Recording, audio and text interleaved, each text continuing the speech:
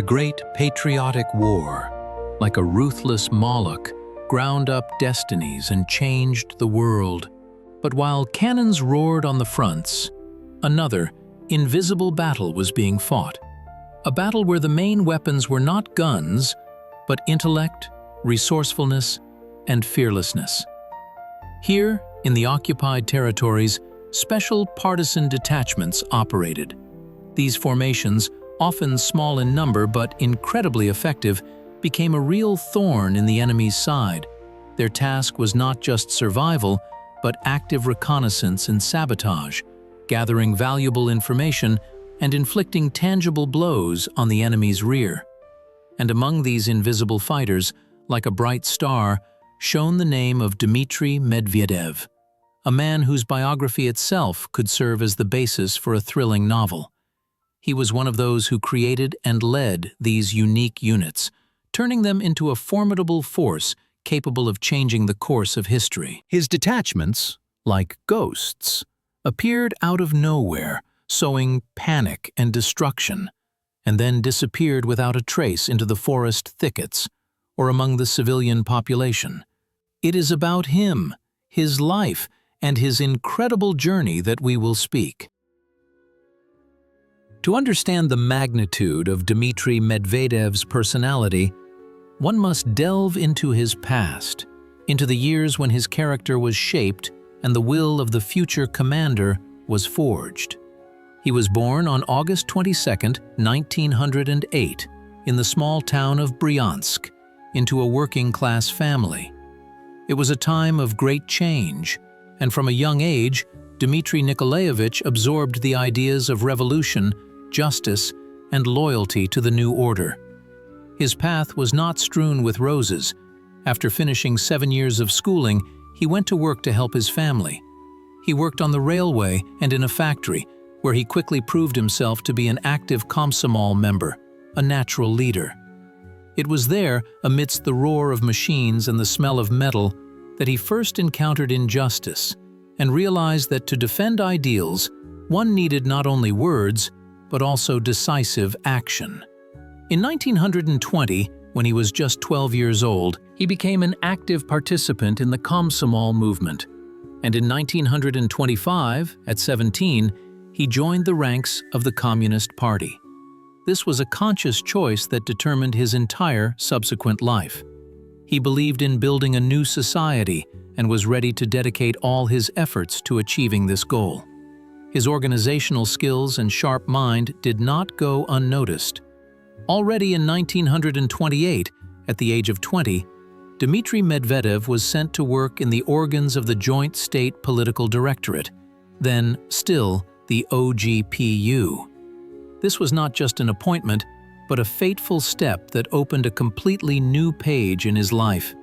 From that moment on, he plunged into the world of invisible struggle, where each day was a test of strength, where not only courage, but also an analytical mind, the ability to read between the lines and to make lightning-fast decisions were required. His first years in the Cheka were years of intensive training and practice. He rose from an ordinary employee to an experienced operative, participating in various operations to combat banditry, espionage, and counter-revolutionary elements. It was a harsh school of life where mistakes were costly. But it was there, in conditions of constant risk and tension, that Medvedev honed his professional skills. He learned conspiracy, interrogation techniques, information analysis, and developed strategies and tactics. He possessed a unique gift for quickly assessing a situation, seeing the enemy's weaknesses, and finding unconventional solutions. His colleagues noted his sharp mind, phenomenal memory, and composure in the most critical situations. An important factor in his development was also his ideological upbringing. Medvedev was a convinced communist, sincerely believing in the ideals of socialism. This faith gave him strength and resilience, allowed him to withstand colossal loads and not falter in the face of danger. He understood that he was defending not just power, but the future of his country, his fellow citizens. In the 30s, When the country was going through a turbulent period of industrialization and collectivization, Medvedev continued his work in the state security organs. He held various positions, gaining invaluable experience in various regions of the country. These were the years when he not only perfected his professional skills, but also learned to understand human psychology, to distinguish lies from truth, and to find an approach to all sorts of people. He saw how the system worked, how decisions were made, how an agent network was built. All this knowledge, all this experience would become an invaluable asset when the most terrible war in human history broke out. And so, the year 1941 arrived. Storm clouds gathered over Europe, and very soon the most terrible war in human history broke out. For Dmitry Medvedev, an experienced Chekist, this meant only one thing. The front was shifting to the enemy's deep rear, to where conventional methods of struggle were powerless. His unique experience, accumulated over years of service in state security agencies, became an invaluable asset. He understood that in the face of a rapid enemy offensive, when the army was retreating and cities were surrendering one after another, completely new approaches were needed. It was necessary to act boldly, unconventionally, to create pockets of resistance where they were least expected. It was then, amidst chaos and uncertainty, that Medvedev received orders to form special units for operations in the enemy's rear. His first task was to create a partisan detachment, which received the code name Mitya. This was not just a military unit, but a prototype for future, even more powerful and effective sabotage groups. The Mitya detachment became a true laboratory where Medvedev honed his methods and shaped the principles of partisan warfare, which would later become classics. He personally selected fighters, people with iron will, brave and resolute, ready for any challenge. Each of them was not just a soldier, but a potential scout, a saboteur, capable of acting autonomously and making decisions in critical situations. The first operations of Mitya were, in essence, reconnaissance in force. They were intended to show how effective the tactic of deep penetration into the enemy's rear was, and what forces and means would be required for successful mission execution. And the results were not long in coming. The detachment successfully carried out sabotage on communications, destroyed enemy warehouses, and collected invaluable intelligence about the movement of enemy troops, their numbers, and weaponry. This data, transmitted to the center, allowed the command to make more informed strategic decisions. But most importantly, Medvedev developed unique methods of partisan warfare. He understood that in the enemy's rear, the main thing was not open confrontation, but stealth, surprise, and the ability to use the terrain to one's advantage. He taught his fighters camouflage, silent movement, and the ability to survive in extreme conditions. Every operation was carefully planned, and all possible risks were calculated. Medvedev used unconventional approaches to organizing reconnaissance and sabotage work. He understood that to obtain reliable information, it was necessary to establish contacts with the local population, create agent networks, and infiltrate his people into the administrative structures created by the occupiers. This required not only courage, but also a deep understanding of human psychology, the ability to find an approach to a wide variety of people. He taught his fighters not only to fight, but also to think, analyze, and anticipate enemy actions. The Mitya detachment became a true school for future commanders of partisan units. It was here that the foundations were laid for the intelligence and sabotage activities that would later play a key role in the Great Patriotic War. Medvedev proved that even in the most difficult conditions, when the enemy seems invincible, one can and must fight, strike at him, and undermine his forces from within. His first special operations were a vivid testament to the fact that war is not only tanks and airplanes, but also an invisible front where the main role is played by people, their courage, intellect, and boundless devotion to the motherland. After the successful yet extremely challenging operations of the Mitya detachment, it became evident that full-scale reconnaissance and sabotage work deep behind enemy lines required more than just a partisan group. A special detachment was needed, a kind of special forces of that era, capable of carrying out the most complex and dangerous tasks. Thus, in 1942, based on existing experience and considering the lessons learned during the first months of the war, the legendary Pobediteli, Victors, detachment was formed. This was Dmitry Medvedev's brainchild, his main project, into which he poured all his experience, knowledge, and soul. The creation of Quote 2 was not a spontaneous decision. It was the result of careful analysis, strategic planning, and the understanding that only a highly professional, well-organized, and equipped group could effectively counter the powerful military machine of the Wehrmacht and its special services. Medvedev personally supervised the formation of the detachment, starting from the very basics, the selection of fighters. He sought not just strong and resilient individuals, but true professionals in their field. Among the candidates were former NKVD officers, border guards, athletes, hunters, people with experience living in extreme conditions.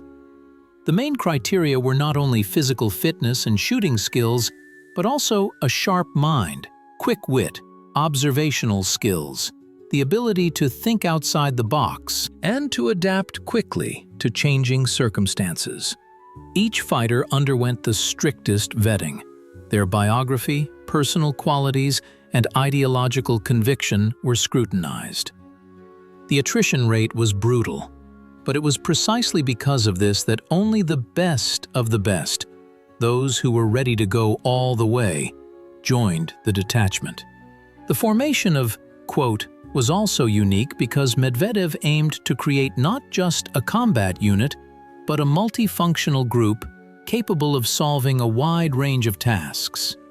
Therefore, the detachment included not only saboteurs and scouts, but also signalmen, medics, demolition experts, camouflage specialists, and people fluent in foreign languages, particularly German. Each had to be a universal soldier, capable of replacing a comrade if necessary. The training system for Quote 4 fighters was unprecedented for its time. It included not only physical training but also intensive instruction in reconnaissance and sabotage.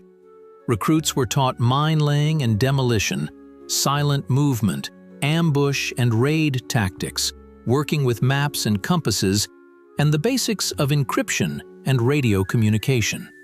Special attention was paid to psychological preparation. Fighters were taught to survive in the forest, forage for food, provide first aid, and most importantly, to maintain composure and make sound decisions in conditions of mortal danger and isolation from the main forces. And of course, ideological training. Medvedev understood that without an ironclad belief in victory, without a deep understanding of what they were fighting for, the fighters would not be able to endure all the hardships and trials. All training took place under the personal supervision of Dmitry Nikolaevich, who himself was an example of endurance, courage, and professionalism.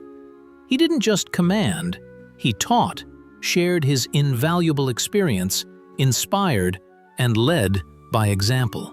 The material and technical support of the detachment was also top-notch.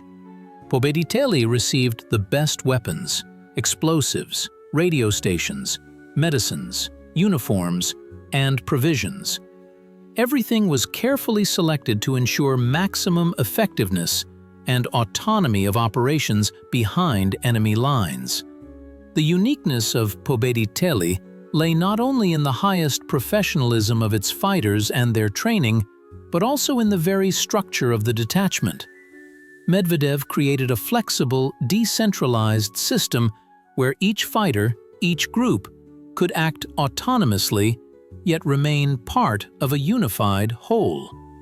This allowed for quick reactions to changing situations, precise strikes, and evasion of pursuit. Medvedev's detachment differed from other partisan formations in its strictest discipline, secrecy, and focus on carrying out specific reconnaissance and sabotage tasks rather than a mass partisan movement.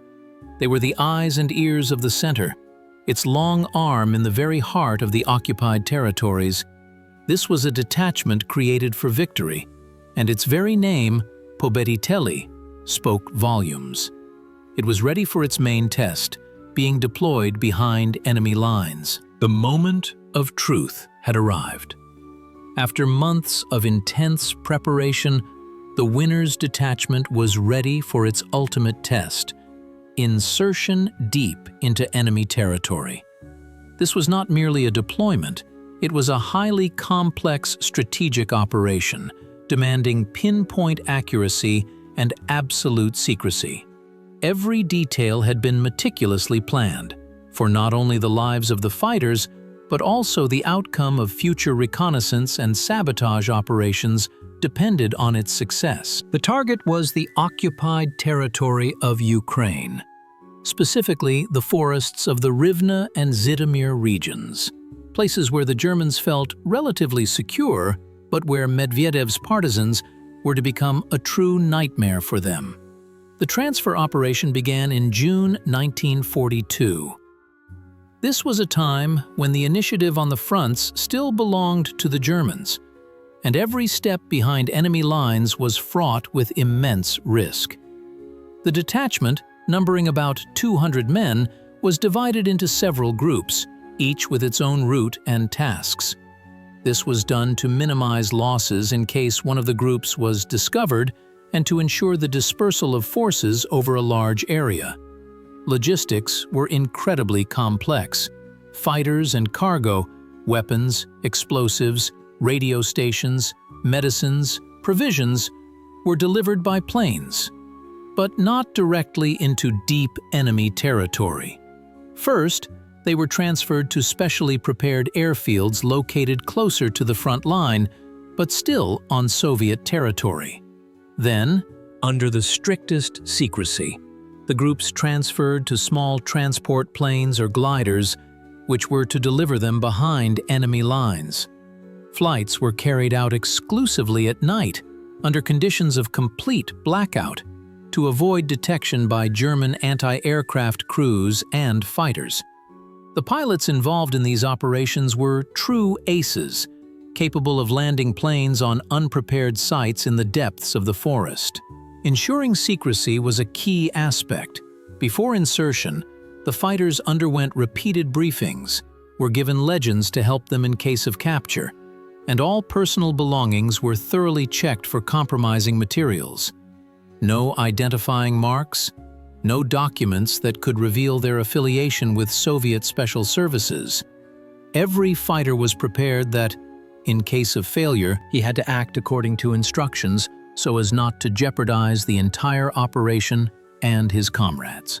Landing behind enemy lines was fraught with enormous difficulties. It was not always possible to accurately reach the designated points. Sometimes they had to land in unfamiliar terrain, under enemy fire. But Medvedev's fighters were ready for this. The first days in occupied territory were the most difficult. The detachment needed not only to establish itself, but also to establish contact with the local population. This was vital, because without the support of local residents, the partisans would be blind and deaf. Medvedev used his rich experience of working with the population, gained in the pre-war years. He understood that people should be treated with respect, given help, and not simply demanded from. The detachment's fighters helped peasants with their farm work, shared provisions, and provided medical assistance. This quickly bore fruit. Local residents, tired of the occupation and the atrocities of the Nazis, began to willingly help the partisans, providing them with information about the movement of enemy troops, the location of garrisons, and the plans of the occupying authorities. Thus, step by step, the Winners Detachment began its invisible but extremely important work behind enemy lines, transforming into a formidable force capable of changing the course of the war. Thrown deep behind enemy lines, the victors faced a task no less complex than their infiltration itself: organizing an effective intelligence network. These were the eyes and ears of the detachment, without which any action would have been tantamount to walking blind. Medvedev understood perfectly that success depended not only on the courage of the fighters, but also on the quality and timeliness of the information received. The methods for recruiting agents were diverse and carefully thought out. First and foremost, these were local residents who had suffered from the occupiers or were willing to cooperate with the partisans for ideological reasons. Among them were railway workers, communication specialists, former Soviet employees, doctors, teachers, people who had access to valuable information or could obtain it. The detachment actively used those who, for various reasons, found themselves serving the Germans, but secretly sympathized with Soviet power. Recruiting such agents required special skill, subtle psychological work, and the ability to play on human weaknesses and patriotism. Sometimes recruitment occurred through compromat, but more often through persuasion and a demonstration of partisan strength. The creation of information channels was a true art. The detachment did not rely on a single source, but built a multi-layered network to cross-check data and avoid disinformation. Agents were positioned at key points, at railway stations, in German unit headquarters, in local administrations, in food warehouses, even among the civilian population working for the Germans.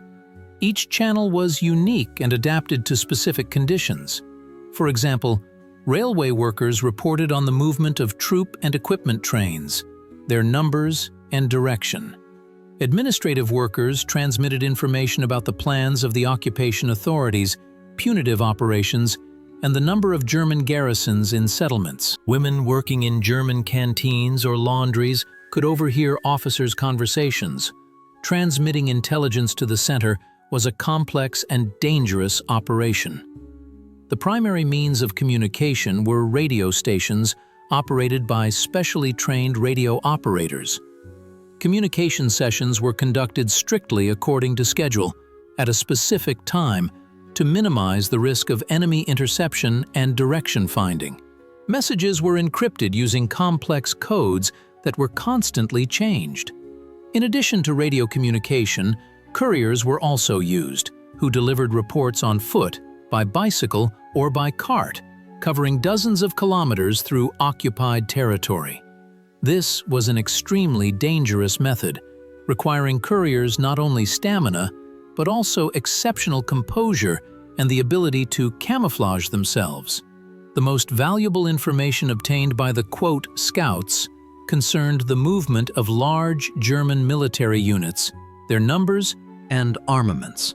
This information allowed the Soviet command to adjust its plans and strike at the enemy's most vulnerable points. For example, data on the transfer of tank divisions was received, which helped prevent sudden attacks.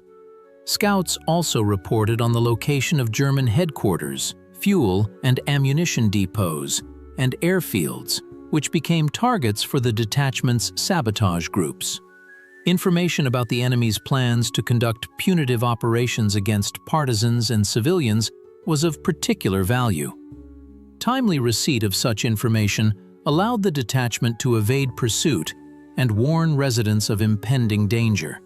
Information about German agents and traitors among the local population was also vitally important for the detachment's security. Thanks to this data, the victors could identify and neutralize enemy infiltrators, preventing them from penetrating their ranks and betraying the partisans. Thus, The intelligence network created by Medvedev became the true nervous system of the detachment, ensuring its viability and effectiveness in conditions of total enemy control. This was not just information gathering, but a complex, multifaceted job requiring the highest professionalism and constant risk. The intelligence network was merely a prelude, a foundation for the main objective: sabotage activities which were intended to become a real scourge for the occupiers. The Pobediteli, victors, detachment, did not just collect information, it used it to deliver precise, devastating blows to the enemy. These blows were like surgical operations, accurate, precise, and maximally effective. Medvedev perfectly understood that deep behind enemy lines, open clashes with superior enemy forces would inevitably lead to the annihilation of the detachment. Therefore, the tactics of the Pobediteli were built on the principles of surprise, stealth, and speed. Sabotage groups, usually small in number, appeared out of nowhere, struck, and dissolved back into the forests, leaving behind only destruction and panic. The main targets for sabotage were railway tracks, bridges, ammunition and fuel depots, communication lines, airfields, and convoys. The destruction of enemy infrastructure was of immense strategic importance. For instance, blowing up a railway track or a bridge could paralyze the movement of echelons transporting troops, equipment, and ammunition to the front for several days. This gave the Red Army precious time, allowing it to regroup, prepare for defense or offense. One of the most frequent and effective operations was the blowing up of echelons. Scouts would report in advance on train schedules, their composition, and security. Sabotage groups meticulously planned their operations, choosing the most vulnerable sections of the track. Mines were laid under the rails, often using clock mechanisms or remote control. The explosions of echelons carrying tanks, artillery, fuel, or enemy personnel were not just acts of sabotage. They were blows that directly influenced the course of hostilities at the front. Every destroyed echelon meant that hundreds of tons of military cargo did not reach the front line, that thousands of enemy soldiers did not reinforce the advancing ranks. Such operations required not only courage, but also the highest professionalism. Fighters had to be able to work with various types of explosives, plant mines silently and stealthily, and then quickly withdraw, avoiding pursuit. An example of successful sabotage with significant strategic importance was the blowing up of the railway bridge across the Horin River in the Rivne region. This bridge was a key link in the logistical supply chain for German troops operating in the southern direction. On the night of August 23, 1943, a group of sappers, led by the experienced saboteur Pyotr Zakharchuk, planted powerful charges under the bridge's supports. As a result of the explosion, the bridge was completely destroyed, and traffic on this important thoroughfare was paralyzed for several weeks.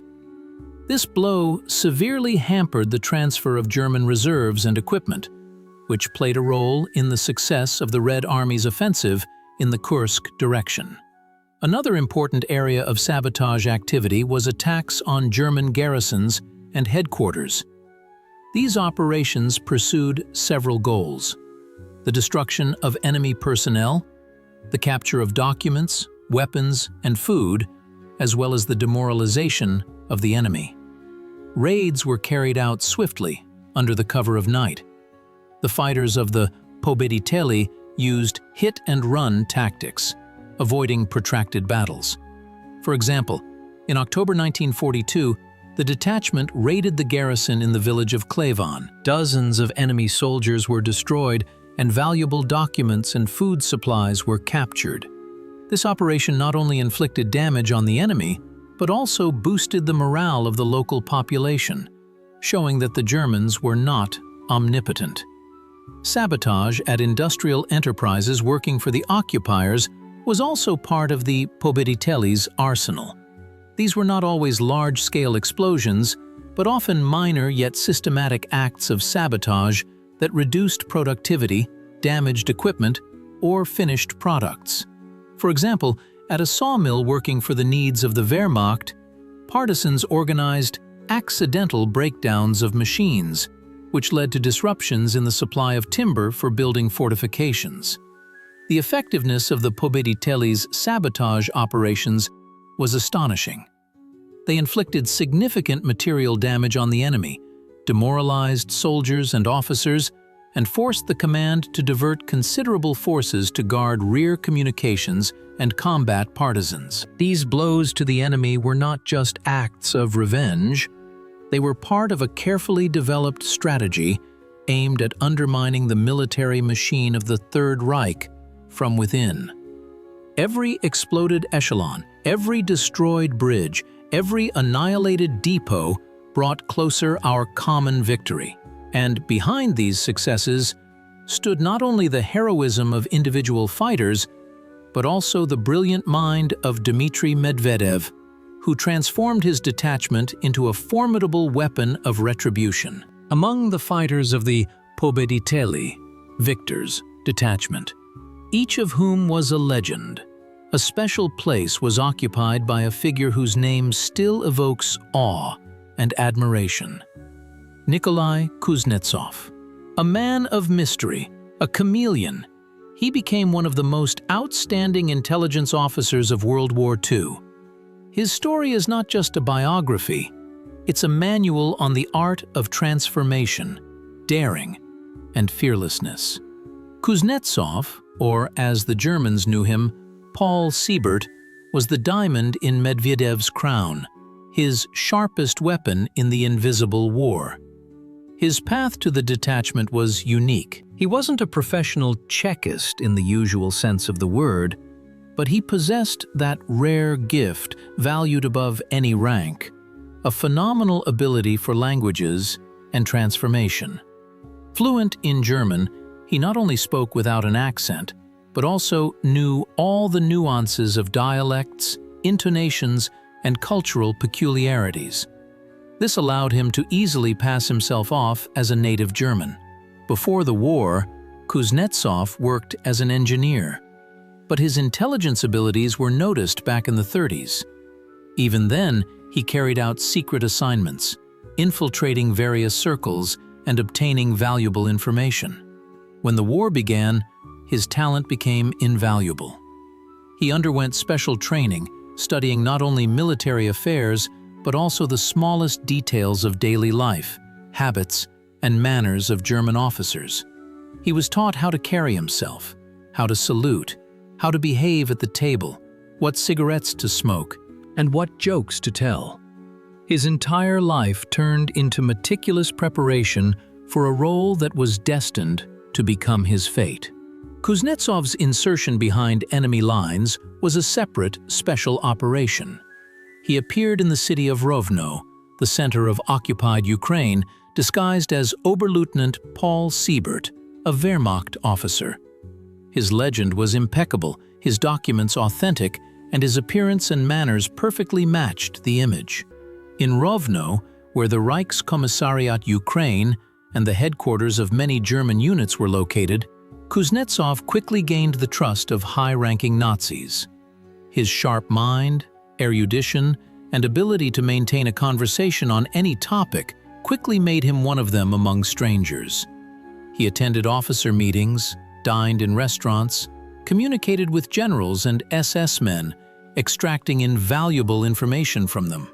His operations were astonishing in their audacity. He didn't just gather intelligence, he eliminated high-ranking Nazis who posed a particular danger to the partisan movement and the civilian population. Among his victims were generals, commissars, and special plenipotentiaries whose names instilled fear in the local population. One of Kuznetsov's most famous operations was the elimination of the Ober-Advisor of the Reichskommissariat Ukraine, Dr. Gell. This man was one of the organizers of mass executions and punitive operations. Kuznetsov tracked him down and then coldly shot him right in the center of Rovno. This action not only became an act of retribution, but also sowed panic in the ranks of the occupiers, showing that even in their own lair, they were not safe. Another important success was the assassination of the head of the financial department of the Reichskommissariat, General Knut. Kuznetsov managed to infiltrate his office and shoot him with a pistol. These liquidations were not just acts of revenge. They were part of Medvedev's strategy to disorganize the administration of the occupying authorities and demoralize the enemy.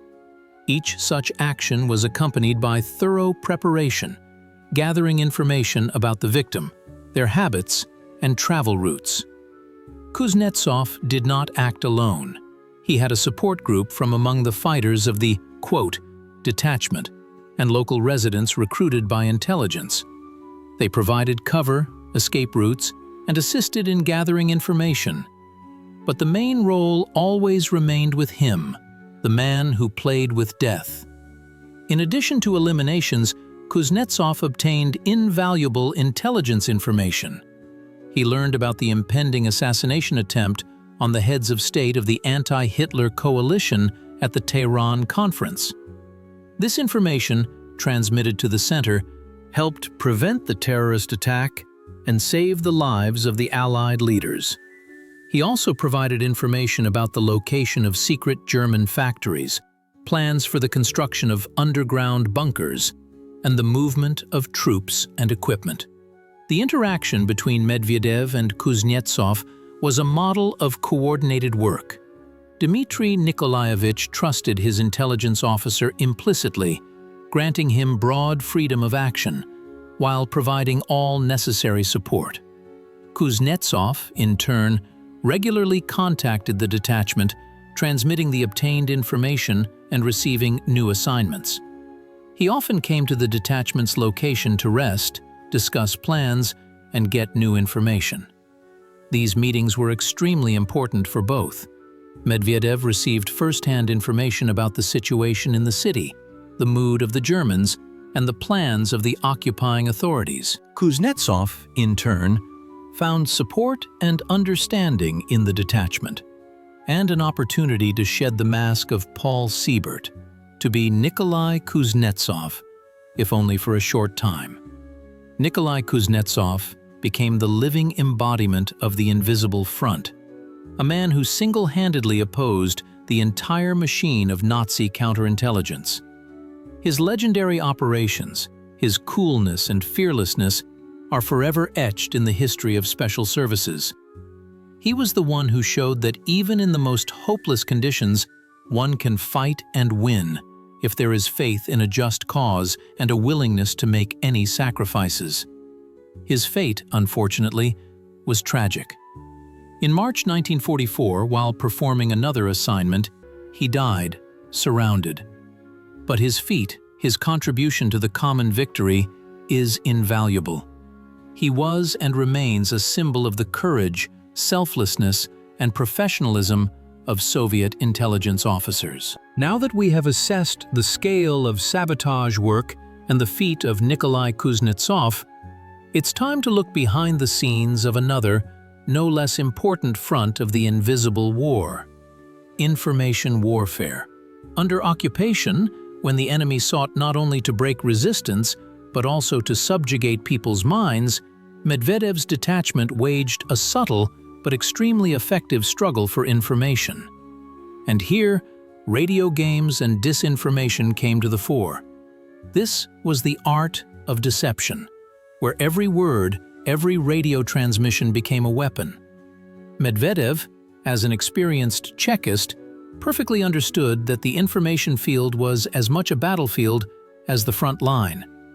And it was here that enormous damage could be inflicted on the enemy without firing a single shot. Organizing radio games was one of the most complex and delicate operations. The essence of a radio game was to use captured enemy radio stations and ciphers to transmit false information to their headquarters, impersonating their own agents. This required not only an impeccable knowledge of German, but also a deep understanding of the enemy's psychology, his habits, and his decision-making system. Medvedev's detachment, possessing invaluable data obtained from scouts like Kuznetsov and an extensive agent network, could introduce false information into the enemy's information field with surgical precision. The methods were diverse. Sometimes these were carefully crafted fake reports about the number and movement of Soviet troops, designed to mislead the Germans and force them to redeploy reserves to unnecessary areas. For example, information was transmitted about a supposedly impending Red Army offensive in sectors where no active operations were actually planned. This forced the German command to disperse its forces, weakening defenses in other, more important directions. Another method was the transmission of disinformation about the state of the partisan movement. Rumors were spread about alleged disagreements among partisan commanders, about shortages of food and ammunition, and about mass desertion. The goal of such messages was to demoralize the enemy, create a false impression of the weakness of the resistance, so that they would weaken their counter-partisan operations. And when the Germans relaxed, the detachment delivered an unexpected blow. An important part of information warfare was the interception of enemy agent networks. Using the same radio game tactics, Medvedev's detachment tried to impersonate German agents, contacting German headquarters and trying to obtain information from them about other agents, their tasks, and locations. This was an extremely dangerous game where any mistake could cost lives. But thanks to the skill of the detachment's radio operators and analysts, they managed to identify and neutralize enemy spy groups operating in the Soviet rear or trying to infiltrate the partisan movement. The role of Medvedev's detachment in the overall system of information warfare of the Soviet Special Services was enormous. They not only obtained information, but also actively shaped the information space, influencing the enemy. Their radio games were so successful that the Germans often took false information at face value, spending enormous resources checking fake data, redeploying troops where they were not expected, and weakening their positions in real directions. The disinformation spread by the detachment sowed panic and uncertainty in the enemy's ranks, undermined the morale of soldiers and officers, making them doubt the reliability of their own intelligence. This was a war of nerves, where every word had weight and every transmitted radio message could decide the fate of an entire operation. Medvedev's detachment became a true center of information warfare, proving that in the war for minds, victory can be no less important than victory on the battlefield. Their work was invisible to the general public, but its contribution to the overall victory was truly invaluable. They were masters of deception, but deception in the name of truth and liberation.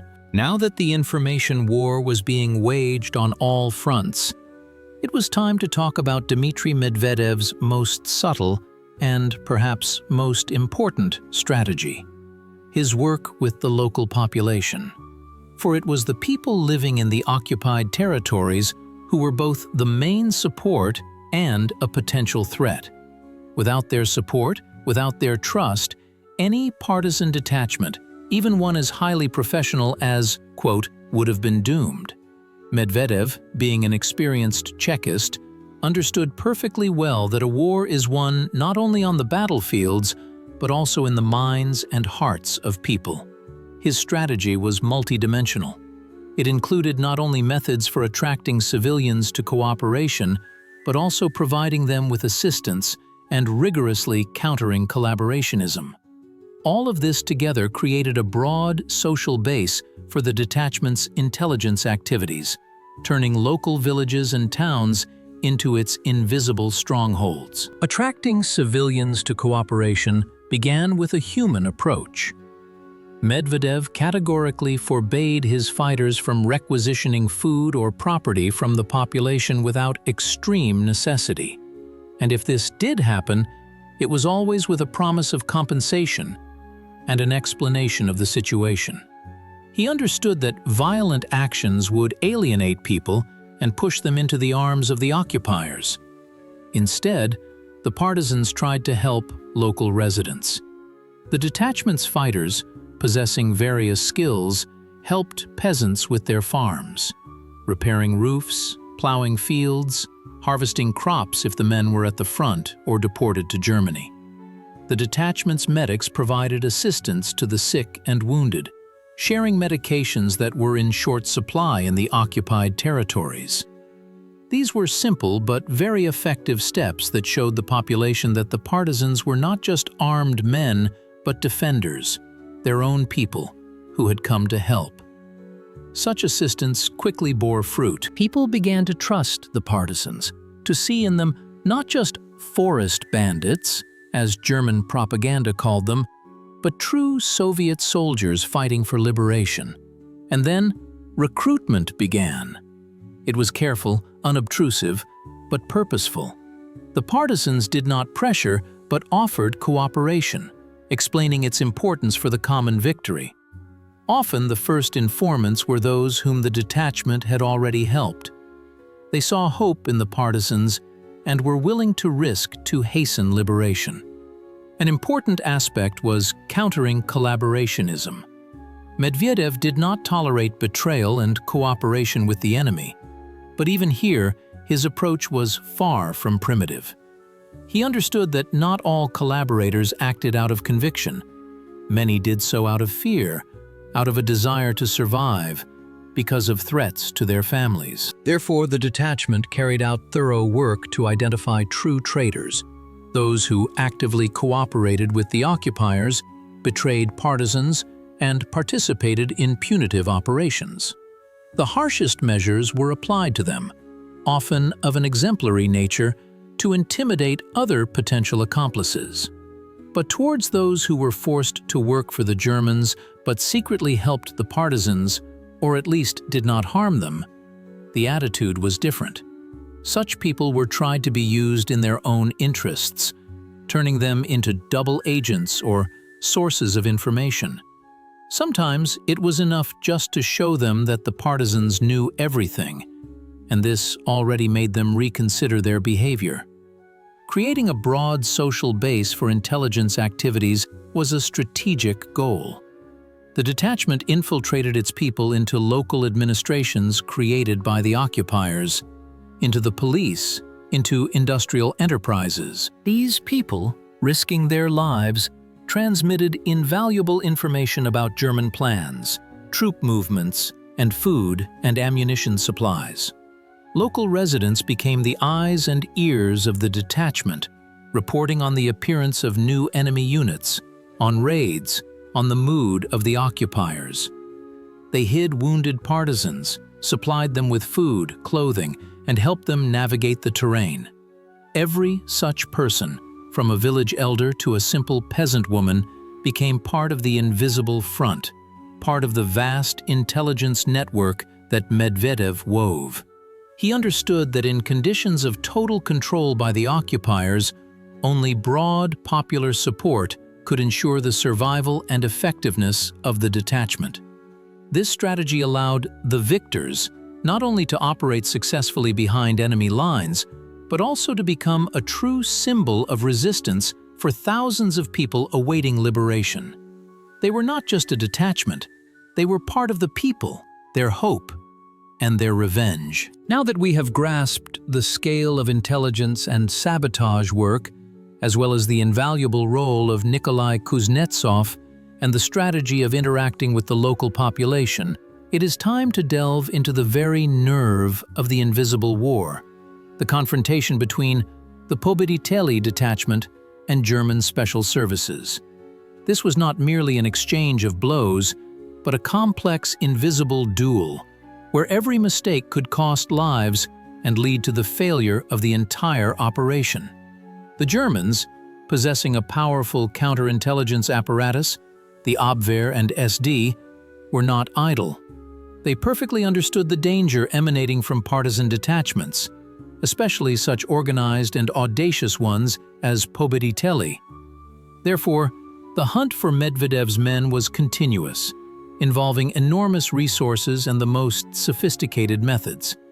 The methods of disguise developed by Medvedev were a key element of the detachment's survival. Partisans did not wear uniforms, preferring civilian clothes that allowed them to blend in with the local population. They constantly changed their locations, avoiding the creation of stationary bases that could be discovered and destroyed. Camps were set up in hard-to-reach forest areas, in swamps, where the Germans did not dare to conduct large-scale operations. Every movement of the detachment was meticulously planned. Routes were laid through sparsely populated areas using nighttime and bad weather. Discipline played a crucial role. Any carelessness, any misstep could lead to tragedy. Fighters were strictly forbidden to communicate with strangers, talk about their actions, or consume alcohol. Security was multi-layered. External observation posts were set up far from the camp, patrols constantly circulated around the perimeter, and special reconnaissance groups penetrated deep into enemy territory, tracking the movement of German units and punitive detachments. In case of detection, the detachment was ready for a quick retreat, leaving behind minefields and ambushes. Special attention was paid to countering enemy counterintelligence. The Germans actively used agent networks, infiltrating their spies into partisan ranks or recruiting local residents. Here, the experience of Medvedev and his fighters, accumulated even before the war, came to their aid. The detachment had its own counterintelligence service, which was engaged in identifying and neutralizing enemy agents.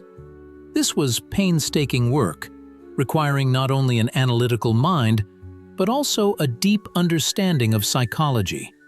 Specific operations to identify and neutralize agents were a frequent occurrence. For example, once an Abwehr agent tried to infiltrate the detachment, posing as a former prisoner of war. He was well prepared, had a convincing legend, and even knew some details that only those who had been in captivity could know. However, experienced counterintelligence officers of the detachment, using the method of cross-checking information, found inconsistencies in his stories. The agent was detained, and after interrogation, confessed to his affiliation with German intelligence. He was used in a radio game, transmitting disinformation to his handlers. In another case, thanks to information received from local residents, it was possible to identify an entire network of collaborators who supplied the Germans with information about the partisans. These people were recruited by the Germans under threat of reprisal against their families. Medvedev, understanding the complexity of the situation, did not apply harsh measures to them, but offered cooperation.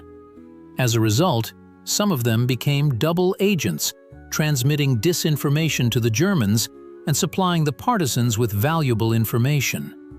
It was a complex and dangerous game, where the line between friend and foe was very thin. The pobedители detachment not only survived in conditions of constant threat, but also actively countered enemy counterintelligence, turning its own weapons against itself. Every successfully neutralized agent, every uncovered network. This was a small victory in a great invisible war that brought overall victory closer. Now that we have traced the path of Medvedev's detachment through the crucible of intelligence warfare, sabotage, and information confrontation, it is time to look into its very core, into the unique technologies and methods of conducting special operations that Dmitry Nikolaevich not only used, but also constantly improved. This was his secret weapon, what made the quote not just a partisan detachment, but a real laboratory for developing invisible warfare tactics. Medvedev was not just a commander, he was an innovator, a strategist who saw several steps ahead. His approach to planning and executing operations differed from everything that existed before him. He was not afraid to experiment, break patterns, seek unconventional solutions, and it was this that allowed him to succeed where others failed. One of the key features of Medvedev's methods was the complex planning of multi-level operations. He never considered a separate task in isolation. Every act of sabotage, every intelligence operation was part of a broader design, interconnected with other actions of the detachment and even with events on the front. Before proceeding with a task, a thorough analysis of all possible factors was carried out, from topographic features of the terrain to the psychology of the enemy, his habits, and countermeasures. The operation was broken down into stages, each of which had its backup options and escape routes. No improvisations on the battlefield. Everything had to be thought out to the smallest detail. An example of such a multi-level operation can be the famous operation to eliminate a high-ranking German official. It began long before the act of retribution itself. First, scouts, such as Nikolai Kuznetsov, gathered information about the target, routes of movement, security, habits, even favorite restaurants. Then, agents from the local population joined in, confirming or clarifying this data. In parallel, Medvedev planned diversionary maneuvers, small acts of sabotage on the railway or attacks on small garrisons in other areas to draw the attention of German units and weaken vigilance in the main area of the operation. And only after all the elements were brought together and the plan was perfected was the command to act given. Medvedev's innovative tactical solutions lay in his ability to exploit the enemy's weaknesses and the advantages of the environment. He taught his fighters to operate in small groups, which were more mobile and less noticeable. They preferred night operations when visibility was limited and the enemy was less vigilant. Camouflage was perfected. The fighters knew how to blend in with the forest, becoming invisible to enemy patrols. They used silent weapons, knives, garrots, so as not to attract attention and leave no traces. One of Medvedev's signature tactics was the use of sudden raids and ambushes. The detachment could appear out of nowhere, deliver a swift, crushing blow to an enemy convoy or garrison, and then just as quickly disappear into the dense forest. This sowed panic among the Germans, forcing them to constantly be on edge and divert significant forces to guard rear communications. The use of technical means was also at a high level. The quote were equipped with the best examples of Soviet and captured weapons. But the most important were the radio stations. They allowed the detachment to maintain constant communication with the center, quickly receive new assignments, and transmit the gathered information. The detachment's radio operators were true virtuosos, capable of working in any conditions, avoiding enemy direction finding. Explosives, mines, special devices for undermining railway tracks, all this was used with maximum efficiency. Medvedev himself was an engineer and well-versed in technology, so he actively introduced new developments and devices into the detachment's practice. The contribution of the, quote, "2" detachment to the development of the theory and practice of special operations is enormous. Medvedev's methods became the basis for training sabotage groups not only during the war, but also in the post-war years. His experience showed that even small, well-organized and trained detachments can inflict colossal damage on the enemy in his own rear. He proved that war is not only frontal attacks, but also a subtle intellectual game where the main weapon is intelligence, ingenuity, and fearlessness. It is thanks to people like Dmitry Medvedev and detachments like the Victors that the invisible front became an integral part of the great victory. Now that we have traced the path of Medvedev's detachment, its unique methods and incredible successes, it is time to look at the other side of this invisible war, its ruthless cost. For behind every victory, behind every successful operation, there was not only heroism and skill, but also irreplaceable losses, tragedies that left deep scars on the hearts of the fighters and their commander.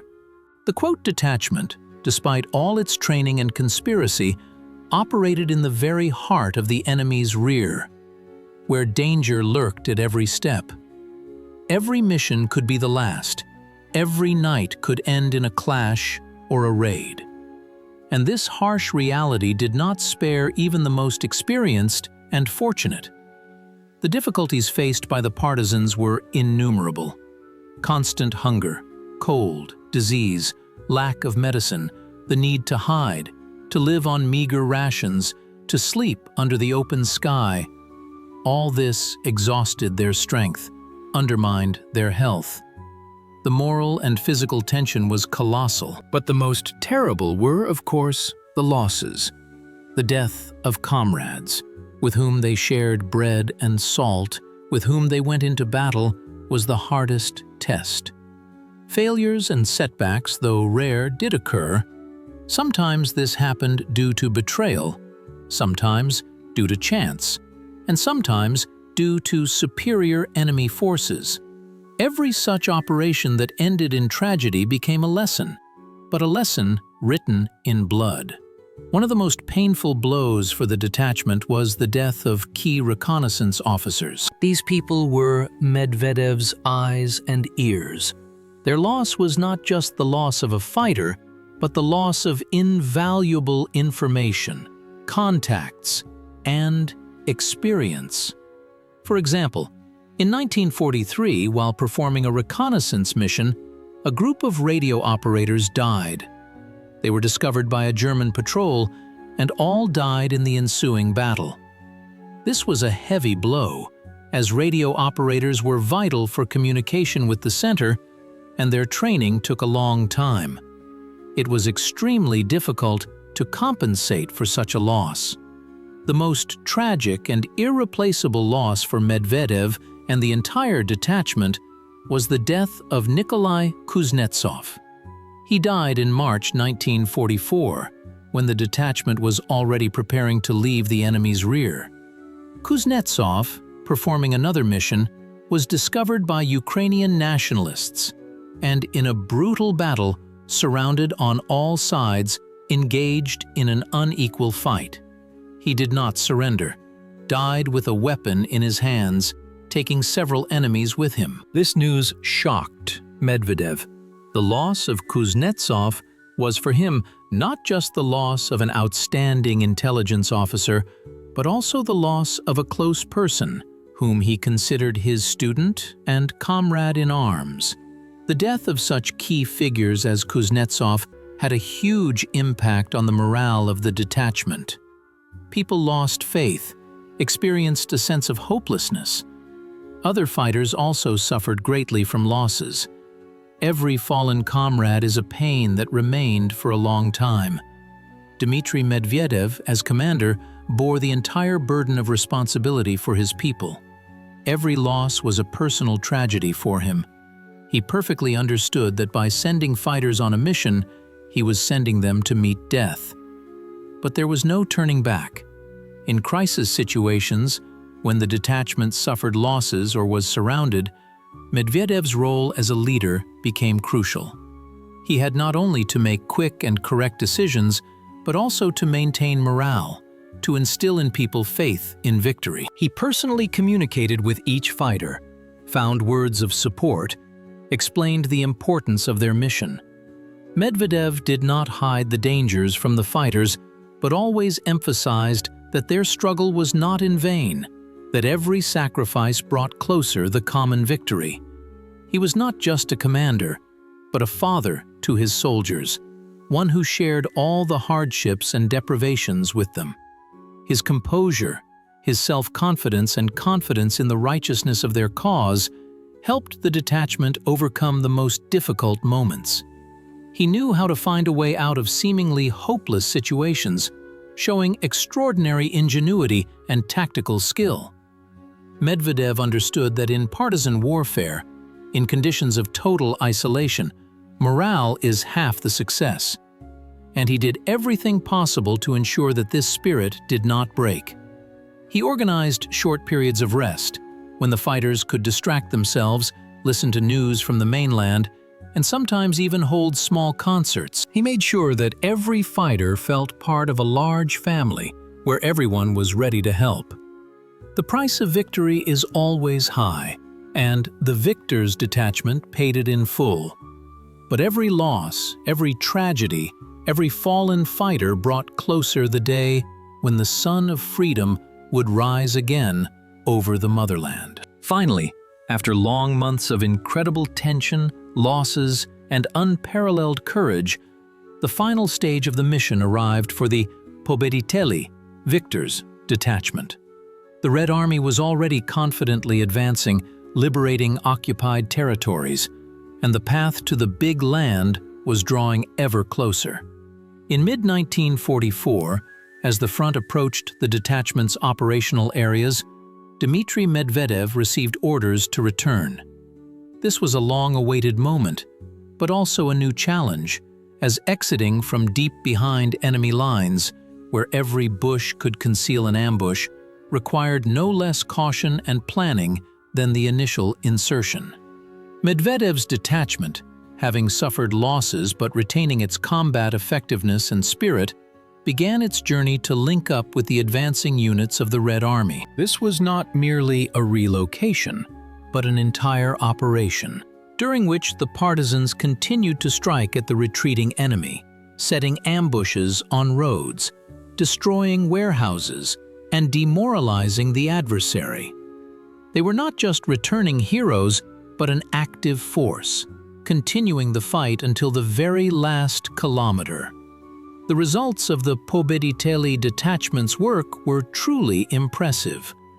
During their operations behind enemy lines, from the summer of 1942 to the spring of 1944, Medvedev's fighters carried out hundreds of successful operations. The quantitative indicators were striking. Over 200,000 enemy soldiers and officers were killed or wounded. About 80 echelons with manpower and equipment were derailed. About 60 railway bridges were destroyed. Over 200 tanks, armored vehicles, and automobiles were destroyed, as well as dozens of warehouses with ammunition, fuel, and provisions. But it was not just numbers that spoke of the Pobediteli's effectiveness. The qualitative indicators were no less significant. The detachment obtained invaluable intelligence information, which allowed the Soviet command to make strategically important decisions, prevent enemy attacks, and plan its offensive operations. The elimination of high-ranking Nazi officials and generals not only disorganized the administration of the occupying authorities, but also demoralized the enemy, sowing panic and uncertainty. Radio games and disinformation operations successfully misled the enemy, forcing them to expend forces and resources in false directions. And most importantly, Medvedev's detachment became a symbol of resistance, supporting the morale of the local population and instilling in them faith in a swift liberation. After linking up with the advanced units of the Red Army, Dmitry Medvedev and his fighters were sent to Moscow. There, a meeting with the leadership, with the highest military command, awaited them. This meeting was the culmination of their combat path, a moment when their invisible feat was to receive official recognition. The assessment of the detachment's activities was of the highest order. Dmitry Medvedev was awarded the title of Hero of the Soviet Union, and many fighters of the detachment received high state awards.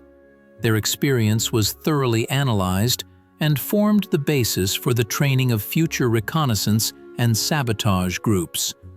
But most importantly, their example inspired, showing that even in the most hopeless conditions, one can fight and win if there is faith, courage, and professionalism. The return from behind enemy lines marked not only the conclusion of one of the most heroic pages of the Great Patriotic War, but also the beginning of a new chapter in the history of Soviet special services, who forever preserved in their memory the lessons and exploits of the Pobediteli. The return from behind enemy lines not only marked the triumphant conclusion of one of the most heroic pages of the Great Patriotic War, but also opened a new chapter. A chapter in which the experience of Dmitry Medvedev and his Pobediteli, victors, detachment, became an invaluable textbook for future generations. Their contribution to the development of the theory and practice of special operations proved to be so profound and comprehensive that the lessons learned from their activities remain relevant for modern special services to this day. Medvedev did not merely lead a partisan detachment, he created a unique system that was ahead of its time. His approach to reconnaissance and sabotage activities was revolutionary. He showed that the deep rear of the enemy is not just a territory for survival, but a full-fledged theater of military operations, where one can and must inflict tangible blows on the enemy, disorganize their rear, and collect invaluable information. One of the key aspects of Medvedev's legacy is his methodology for personnel selection and training. He sought not just strong and brave fighters, but intellectuals capable of analytical thinking, self-learning, and making unconventional decisions in critical situations. His fighters were universal soldiers, mastering not only weapons, but also skills in camouflage, conspiracy, radio communication, psychology, and even diplomacy. This principle of creating multifunctional groups, capable of autonomous actions and interchangeability, formed the basis for the training of special forces in many countries around the world. The relevance of Medvedev's experience for modern special services is obvious. In the context of hybrid wars, where the line between military actions and informational confrontation is blurred, the Pobediteli methods of conducting radio games and disinformation acquire new significance. The ability to infiltrate enemy information channels, spread false information, identify and neutralize enemy agents. All this remains a cornerstone of any intelligence work. Modern technologies only enhance these capabilities, but the basic principles laid down by Medvedev remain unchanged. The historical significance of the Pobediteli detachment's methods is difficult to overestimate. Their experience in organizing an intelligence network based on a broad social base of the local population showed that without the support of the people, no operations, even the most high-tech, will be successful. The ability not only to collect information, but also to assist local residents gain their trust and counter collaborationism. These are the lessons that must be learned by every special service operating in conflict or occupation conditions. The influence of the quote, three on the post-war development of intelligence services was colossal. Their experience became the basis for creating new training programs, textbooks, and tactical developments. Many former members of the detachment continued their service in state security agencies, passing on their invaluable experience to young employees. The principles of planning and executing complex, multi-level operations developed by Medvedev became classics. His ability to use psychological factors, create legends, and conduct undercover operations became an integral part of the Special Services arsenal. Dmitry Medvedev and his Pobediteli proved that true strength lies not in numbers, but in intellect, will, and fearlessness. Their story is not just a chronicle of combat operations, but an eternal reminder that even in the most hopeless conditions, one can fight and win if there is faith in a just cause and a willingness to go all the way. And this legacy continues to live, inspiring and teaching those who today stand guard over their country's security.